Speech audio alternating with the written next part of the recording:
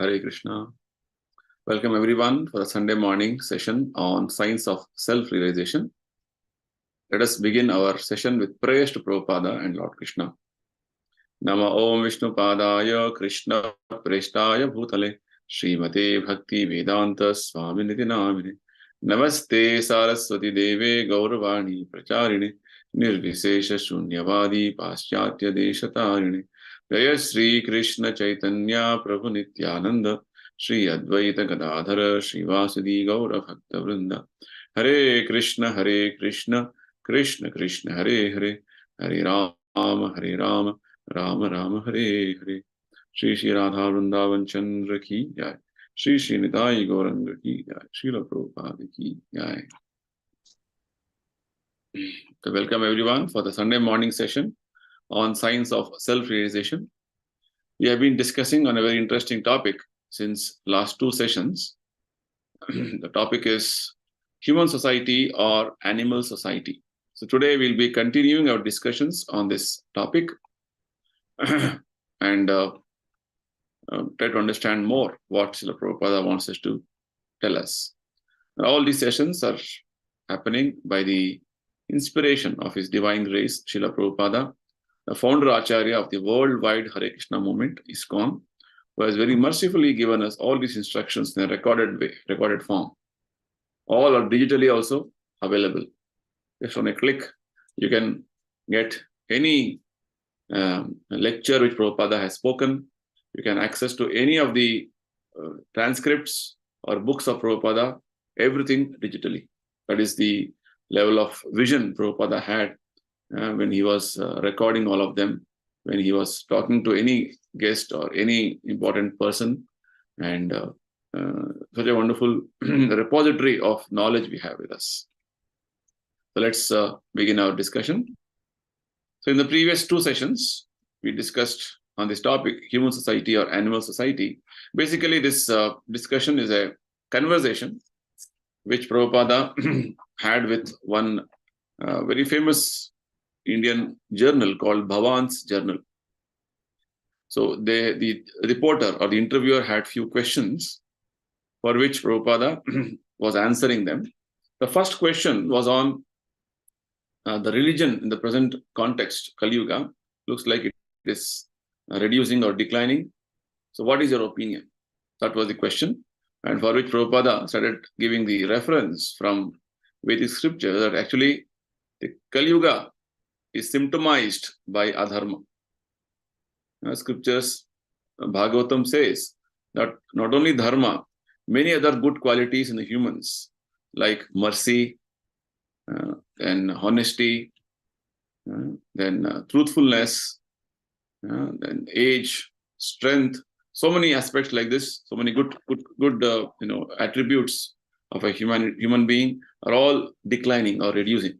So it is a symptom of age of Kali that people are becoming adharmic, and with these symptoms we can see that people are become almost like animals. Animal means they are not worried about the practice of dharma. So it is Prabhupada is very nicely giving a sarcastic way telling it has become society for united animals, wherein always they are warmongers, always they are exploiting each other. That is the situation right now. It's become a society for united animals. And why people are unhappy now? Prabhupada says they are unhappy. Why? Because they don't have proper conception of God. They don't have proper understanding of God. And even if they know, they are not following them. Many factors like this.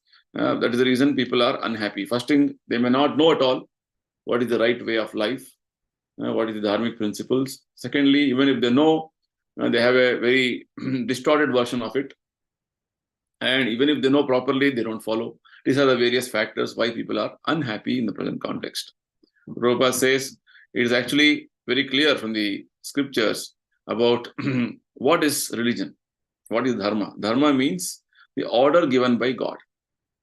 And God has given specific orders for all of us how to conduct ourselves so that we can perfect our life in this human form.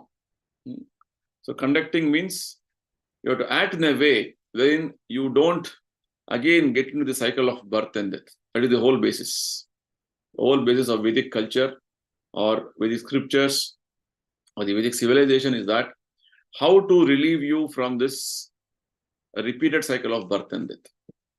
Mrityoma amrutam gamya. Tamasima jyotirgamaya. Right?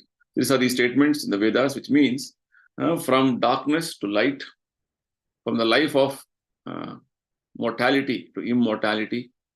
This is the objective with which the Vedic scriptures or Vedic literatures, Vedic way of life is designed around. Right now, people don't have this perception. They're only limited to the understanding of life as just this, this lifespan of, say, 70, 80 years. And they think that this is what is finally we are supposed to be, happy with. And just go on, eat, drink, be merry, and enjoy. Who else in the next life? People think like that. So this type of life is animal life. Whereas understanding what is religion, what is the purpose of life is what constitutes the humanity's, duty. So this is the reason why Prabhupada says, because people are not able to understand the purpose of religion, what is the purpose of human life, what's supposed to be doing, there is a degradation in humanity with regard to the very finer aspects of life, with regard to what they're supposed to be doing. And human life is actually meant for spiritual progress. It is the next question from the interviewer of this journal was, Vedic scriptures looks like they are fatalistic, or they are not encouraging you to make any progress. Right? It's sort of inhibiting our progress in the material field. That was the question. That was a charge which was put on the Vedic civilization or Vedic scriptures. So Prabhupada says, what is actually progress according to you? Is jumping like a dog on 4 legs is progress? If a dog is jumping on 4 legs and you're rushing on a 4-wheeler, is that progress? Prabhupada is very nicely telling, actual progress in human life means spiritual progress. Right? So Prabhupada quotes from Bhagavata telling that how human life, after many, many births, you get this human form of life, rarely achieved life it is. So if you don't properly utilize it for our perfection, then it is of no use. Right? It is again going to go in a cycle of birth and death. The human life is meant for spiritual progress, not for any material progress. So Prabhupada was giving the understanding from Bhagavatam, telling us that how the experience of sense pleasure, whether it is a human or animal, is all same.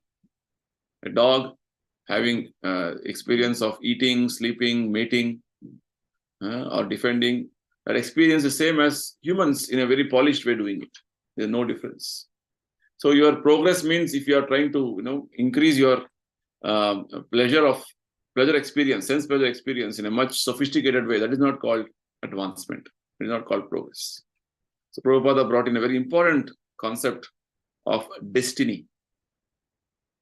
Basically, in any form of life, you are destined to experience certain facilities, certain type of experience you're going to have. Prabhupada gives an example of a pig. A pig is having a type of a body which is destined to be happy eating stool, the refuse which we throw with regard to excreta from the body. That is what the pig is happy to have it. Whereas we feel, oh, it is a waste item, abominable item. How can the pig be happy? So that is the destiny of that pig. And the body is able to experience that way. Similarly, every body, every living entity, every animal or every species of life has specific faculties in the body, facilities in the body wherein it can experience in a specific way. But human form of life, if it is bestowed with a specific features, specific faculties to perfect in terms of not to continuing this material existence, but to go back to spiritual world. If we don't harness or don't realize this potency in us, and go on with the animal propensities of trying to improve the standard of your material life, then you are destined to get one more human body.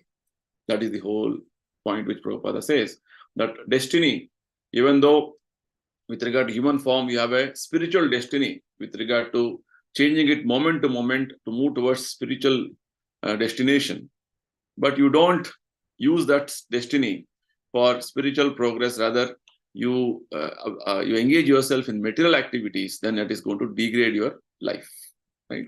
So in that way, destiny is something, it is programmed sort of a life we have, like the way we look, the way which family we are born, or what situation we are in, is all destined. In whatever situation you are in as a human form, you have an opportunity to use that energy and time for spiritual progress. In animal form, this opportunity is not there. So this is what Prabhupada was explaining on this point. So let's continue our discussions from this point. The Prabhupada is further going to explain to us now how Vedic civilization is meant for self-realization. So this interviewer is asking, but wouldn't what you are saying make sense to most people? So Prabhupada was explaining about destiny and how you have to change our, we can change our destiny from the from acting from the spiritual platform. On the spiritual activities will change our destiny of continuing material life. That's what Prabhupada is saying. So this interviewer is asking, can people understand this? Prabhupada says, yes, sometimes people misunderstand. They don't understand properly. Right? So, Prabhupada gives an example. In a high court, a judge is sitting soberly, apparently doing nothing, and is getting a high salary. Right? Practically seeing, judge is simply sitting and hearing whatever is going on. Looks like he's doing nothing. Right? And he's getting very big salary.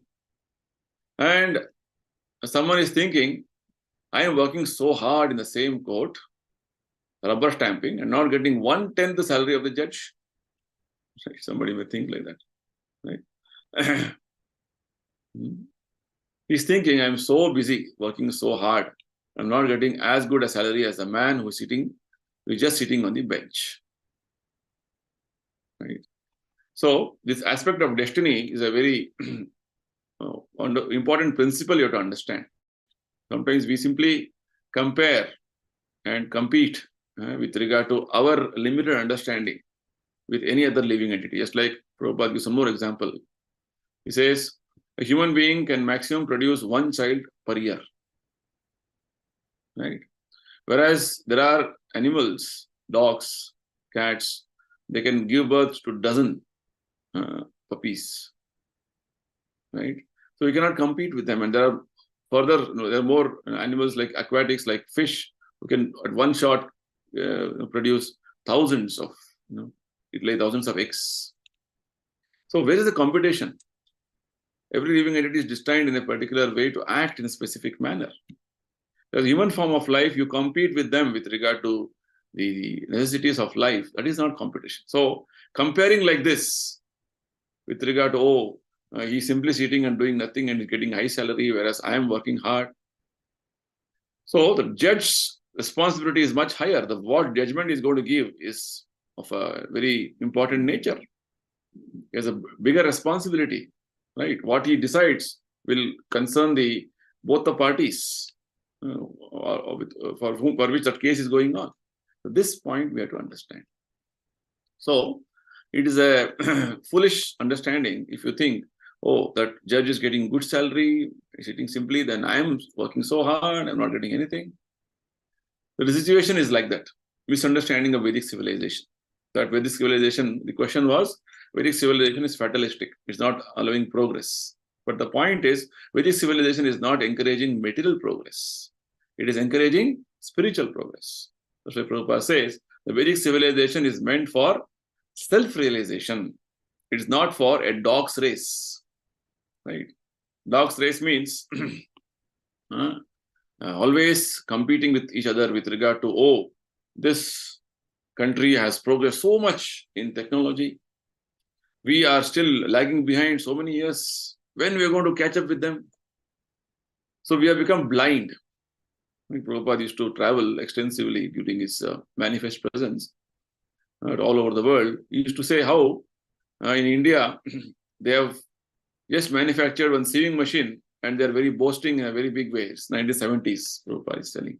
Some sewing machine and cycle they have manufactured and they're taking great pride in doing that. And he used to say in America and Western countries, they have manufactured this 100 years back. So you're 100 years, in one sense, late, in one sense, slow in technological advancement. But technological advancement, is that the progress? Is that the parameter? Is that the yardstick? That we have to understand. Because Vedic civilization is not meant for dog's race. Sometimes people give accusations or make accusations. Oh, in Western countries, they had skyscrapers 100, 150 years back. In India, we are having skyscrapers now, which means we are very primitive or we are not advanced in civilization. No, it is wrong. Our Vedic civilization is not meant to simply spend your time, energy for something which is not going to help you in spiritual progress. That's the whole point. Right? The whole perspective is these sages, great sages like Vyasadeva, they were all living in cottages because their whole purpose was time should be used for spiritual progress, not for this material advancement, so-called material advancement in terms of skyscrapers or big roads or so many materialistic technological discoveries. No, the time should be properly utilized. That's the whole point. So this is called dog's race. Oh, we have to do this, we have to do that. We have to compete with the neighboring states. Even within a country, the states are competing. We are better than you. We are better than you. And countries at the global level want to compete. We are better. We are best. This is called dog's race. Very bluntly, Prabhupada is talking about this. That's why people misunderstand that Vedic civilization is sort of not encouraging. So basically, Vedic civilization, Prabhupada says, is escaping modern day fruitless endeavor. Very nicely, Prabhupada explains. The interviewer is continuing to ask, still, isn't it usually considered honorable to work hard, to struggle, and eventually get ahead in life? Is what modern day understanding is. Work hard, earn money, and you get more money to enjoy life. That is progress in life. This is what people think. As Prabhupada says, the karmis, the fruity workers, have been described in the Bhagavad Gita as mudhas, asses. Most of the people, the mentality is what? Work very hard, come up in life. Come up in life for them means you earn more money, more name, more fame amidst the society, and that is called progress. That is called success or achievement. The yardstick for success achievement, people think, is to become a big man, rich man, or to achieve name, fame. Whereas Prabhupada says this is the mentality of an ass. Bhagavad Gita describes them as mudha. Why it is so? Prabhupada explains very nicely. Why they are compared to asses? Because the ass works very hard with loads on his back. And in return, his master gives him only a little morsel of grass. Right? Ass is carrying tons and tons of loads. And in return, what is he getting? A morsel of grass. So Prabhupada says, he stands at the door of the washerman and eats grass, while again the washerman loads his back. Continuously, he's working continuously. Just like people nowadays are working. Now they work in the regular normal hours and also overtime, night duty. Why? Because they want to earn money. They want to meet their demands. Like that, as also is continuously working. He doesn't have the sense to think, if I go out of the cottage of the washerman, I can get grass anywhere. Why am I carrying so much? That's why it is called ass. Ass means dull, dumb. That if simply it goes out, so much grass is available everywhere. Abundantly it is available. But it thinks, oh, just because I have to, if I don't work with washerman, if I don't carry tons of loads every day, working very hard, I will not get my money. So very nice analogy Prabhupada gives, Bhagavad Gita gives, is to make us understand how people are working so hard, day and night. For what? Just to earn their living, their bread. The scriptures say, Lord is created all of us and he is maintaining every living entity. In Africa, there are so many elephants who eat tons and tons of food. So, who is providing them food? Lord is providing them. They don't work so hard like you, Prabhupada says. So, like this, we think, oh, if you don't work hard, Prabhupada gives example of how in the cities, people travel 2 hours, 3 hours in trains or buses from one place to other place. And again, evening, night, when their work is over, again they travel. Early morning, they get up, hanging in the train, they go, or bus, they go, then work, again come back, again, go to rest. Like this whole cycle of activity is going on. Every day, routine activity of this working hard is going on, day after day, day after day, day after day. So what is the use? Prabhupada says. Like this is called ass mentality. For what? They're working so hard to earn some money. For what? So that you can maintain himself and the family. And sometimes Prabhupada says these mudhas, these foolish people, they're working so hard, they don't even bother about their health. You think, oh, we have to work sincerely, hardly. They're least bothered about their health. And whatever they earn, finally, what they're going to eat is 2 chapatis. Right? Not that they're earning double what they're getting now, they eat more food, no. And rather, they will eat much lesser. Why? Because their health is not permitting them to do. Rather, health is not permitting them to eat more. That is the problem. So, he doesn't have the sense to think, if I go out of the cottage of the washerman, I can get grass anywhere. Why am I carrying so much? This sense they don't have. So, this interview shilling, that brings to mind some people I know, which means he's confirming, yes, what you're telling is correct. The fruity worker is like that. This is what most of the people in this modern day context are.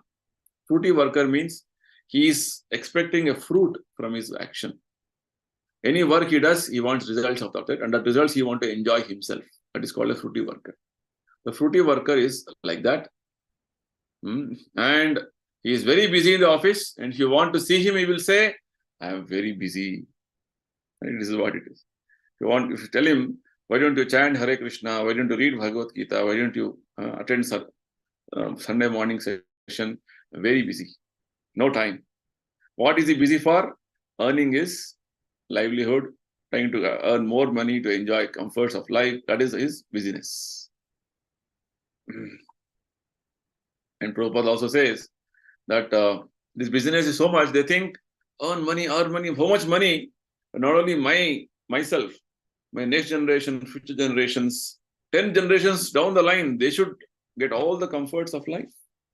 As though he's going to stay for 10 generations to see what is going to go, how they're going to live. Such foolish they are. This is what Prabhupada is trying to tell us here. So what is the result of your being so busy? He takes 2 pieces of toast and 1 cup of tea. That's all. That is his business. And for this purpose, now you are so busy. He does not know why he is busy. In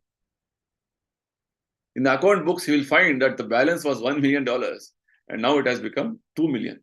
That is his business. He is satisfied with that, but he will only take 2 pieces of toast and a cup of tea, and still he will work very hard. Just see. Prabhupada is giving a very practical understanding with regard to how people are right now. Oh, in my bank balance, the amount has doubled. Oh, very good. That is going to give satisfaction. So let us work hard. This double should become 4 times, 10 times. I should become very rich. And for all hard work, what is he eating? Same, 2 pieces of toast and 1 cup of tea. But he will going on working hard, spending his time, energy. That's why. That is what is meant by karmi, asses. They work like asses without any aim in life. This is a very important point Prabhupada is making. Right? So mudha, karmi means, asses means, as means, no purpose in life, no goal in life, clear goal in life. Very temporary goal they have is earn more money, enjoy life. That is what the purpose they think is. This is foolish. not having a clarity or clear vision with regard to what is the purpose of life. Further, Prabhupada explains. But Vedic civilization is different. Prabhupada says, Vedic civilization means what? The accusation with regard to Vedas, Vedic civilization is fatalistic, is incorrect. Prabhupada says, it's not correct. People in Vedic civilization are not at all lazy. They are very active. They are active for spiritual progress, not active in the material sense. That's the point. They are busy for a higher subject matter. What is the higher subject matter? Just like Prahlad Maharaj stresses that this busyness is so important that it should begin from one's very childhood. So this is the difference. In Vedic civilization, the human beings were all busy in their spiritual advancement, spiritual progress. That is what this life is meant for. It's like this. If a student in a school is supposed to study and move forward in his education, right? If he doesn't study there and does something else or some other activity is busy with, then the parents are worried, the teachers are worried. But the child is, the student is in his own way, in his own world. That's what is going on. It is the Vedic perspective. Our human life is meant for spiritual progress, spiritual advancement. Material progress, if it happens, it is incidental. But that is not the main purpose. What is essential for spiritual progress, only that much material advancement is happening, that is better. That's what Prabhupada is trying to tell us here. So this is the misunderstanding people have, and this busyness should begin from the very beginning of our life. Prahlad Maharaj says that busyness should begin from very childhood. Very nicely says, Kaumaram acharet prajnaha. One should not lose a second's time. That is Vedic civilization. Right now, people are so busy with so many other things, they don't have time for spiritual understanding, spiritual progress. I think that is what life is kept.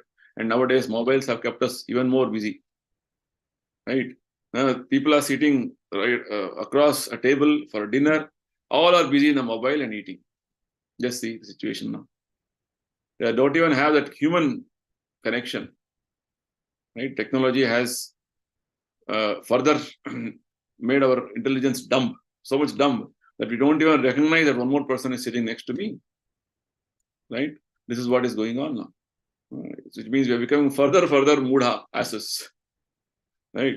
Technology has made you, as one of our acharyas, Bhaktivedanta Thakur says, Jada Vidya Mayar Bhaibhava, Tumara Bhajane Badha.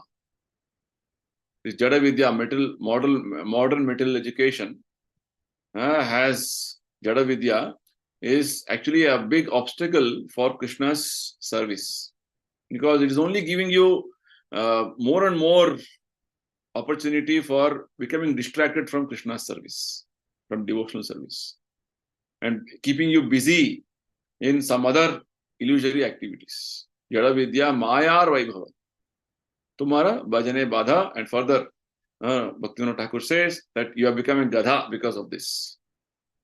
Right? You become an ass like this. So this is the present situation right now. Whereas the Vedic civilization means you should not lose a second, not lose a moment without spiritual progress. That is Vedic civilization. The asses see these men are not working like I am, like dogs and asses, and they consider that we are escaping. So this is a misunderstanding. The whole accusation which the interviewer had as a question, that Vedic civilization means it's escaping, it is fatalistic. No, because we are not working hard. The spiritualists, the devotees don't work hard like outside people, karmis, the way they work day and night for earning money and trying to enjoy the material life. That is not the way we are working. So they compare that way. This comparison is like a high court judge getting high salary, ordinary clerk getting nothing, practically nothing. So these men are not working like I am, they think. And they consider that we are escaping. Prabhupada says, yes, we are escaping your fruitless endeavor. The Vedic civilization is meant for self-realization. Very nicely Prabhupada is concluding. Yes, we are not trying to work like you You're trying to escape your fruitless endeavor. Fruitless endeavor means after all this hard work, what is the gain you're going to get? Now, the family is not happy. The company in which you are working they are not happy. Whomever you give service, finally they are frustrated. They are not happy. This is what material world is. Best of the best you do, nobody you can satisfy. Whereas little service you do to Krishna, little service you do to do by chanting Hare Krishna and reading Bhagavad Gita, Krishna is so happy, and that mercy immediately is bestowed upon you. That is the point. So we are escaping the fruitless endeavor of this materialist. Vedic civilization is meant for self-realization. What the Prabhupada says is comparing further in this in the answer. Vedic civilization versus modern civilization. Could you give us more of an idea what this civilization is like? The interviewer is asking, what is Vedic civilization you're talking about? Can you give us some more understanding? So Prabhupada says, the Vedic civilization begins from the Varnashrama system. What is Varnashrama? Prabhupada explains. In the Varnashrama system, there is this arrangement. Brahmana, intellectuals, advisors, Kshatriyas, administrators, Vaishyas, merchants, farmers, Shudras, workers, Brahmacharis, celibate students, Grihasthas, householders, Vanaprasthas, retired married people, and Sannyasis, renounced monks. Varnashrama means 4 Varnas and 4 Ashramas. Varna means social division. Social division means society is divided into 4 categories socially based on their work. They say there are intellectuals, advisors, they are called Brahmanas. Administrators are called Kshatriyas. The farmers, merchants, Krishi, Goraksha, Vanijya, they are called Vaishyas. Those who are engaged in this occupation of business and farming, they are called Vaishyas. And ordinary workers, they are called Shudras. It's not a caste system. It is a social division based on your inclination to work. And there are 4 divisions in anybody's life with regard to the different stages of their spiritual progress. The first stage is called the student life, Brahmacharya. Then a householder life called Grihastha.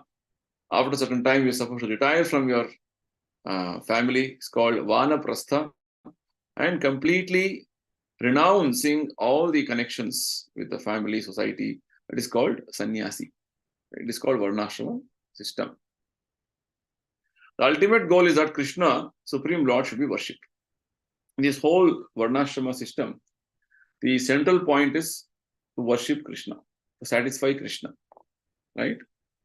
Anybody working in whatever capacity, in whatever different stage he is in with regard to brahmacharya, any ashrama, any varna, they are meant to satisfy Krishna, worship Krishna. So if you worship Krishna, then you fulfill all your occupational duties, either as a Brahmana, Kshatriya, Vaishya, Shudra, Brahmacharya, anything. Just like in any organization, all of them are meant to see that the organization's mission is fulfilled. Right? Likewise, anybody working in whatever capacity he has, he's like Brahmana, Kshatriya, Vaishya, Shudra, or whatever, Brahmacharya, Grihastha, Vanaprastha, Sannyasa, they're all meant to satisfy Krishna. Right? There are only different various divisions to facilitate different people's different inclinations. That's the point. So Prabhupada says, that is the reason we are advising people, take to it immediately. Take to Krishna consciousness. That is so important, because in Krishna consciousness, all these Varnashrama divisions, whatever principles are there, they're all nicely adopted. Right?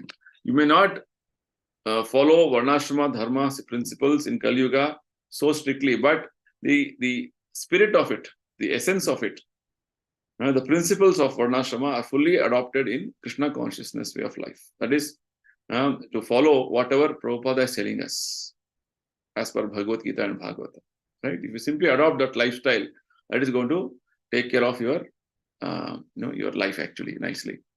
Otherwise, you are again entangled. You are in the dog's race, as Prabhupada says. If people really knew about a lifestyle that was more natural, more fulfilling, what would be the problem? They actually would, as you say, take to it. So as a question, as a continuing follow-up question, this reporter is asking, if people really knew about this lifestyle, definitely they would have taken it up. Prabhupada says very nicely, but they do not know. Therefore, there is no religion, simply a dog's race. That's the problem. People don't know. They think, going and working in factories, having big businesses, and giving up the natural way of life with regard to farming, other things is something is proper. That is called dog's race. All are in a dog's race. The dog is running on 4 legs and you're running on 4 wheels. That's all. Prabhupada is repeating the statement which he made earlier.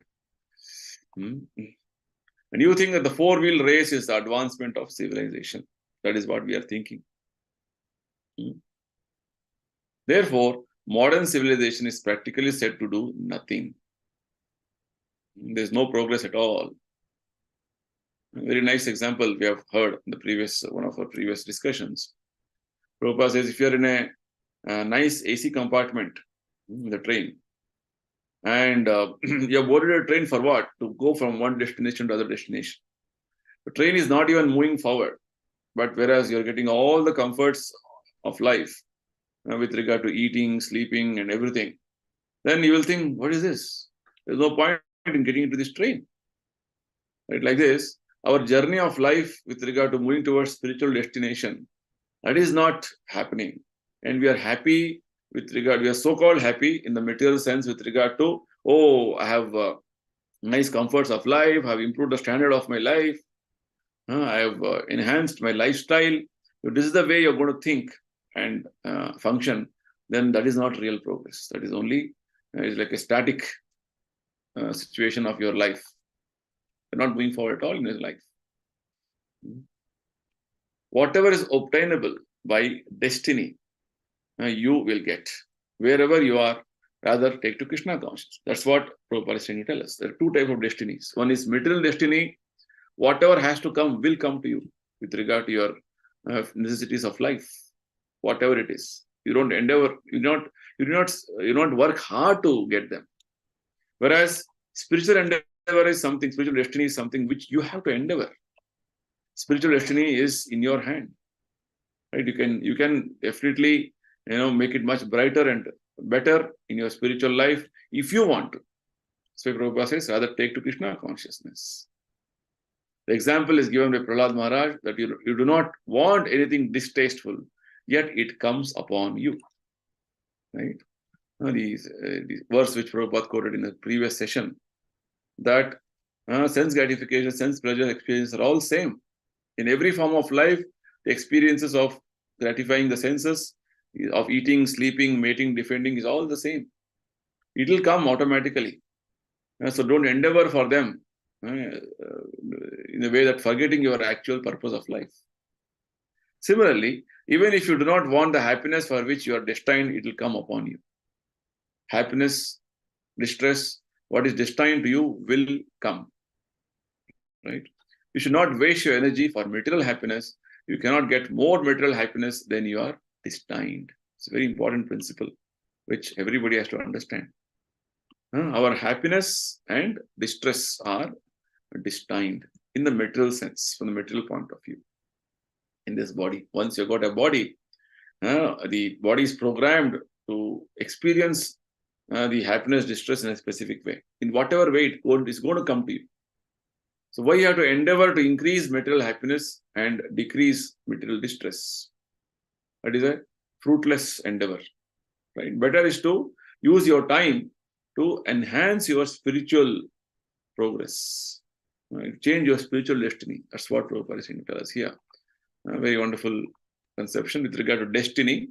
Right? We're discussing about destiny. Should not waste your energy for material happiness. You cannot get more material happiness than you are destined. So further, Prabhupada is going to give more enlightenment on this subject. Meanwhile, we will try to absorb, understand what is being spoken so far from Prabhupada in the last 3 sessions. I request all of you to read this book, Science of Self-Realization. and this chapter on this particular topic we discussed today, and understand and try to absorb the subject matter nicely. Okay, so we will conclude here. If anybody anything to ask, discuss, comment, you can ask. Okay, so let's close here.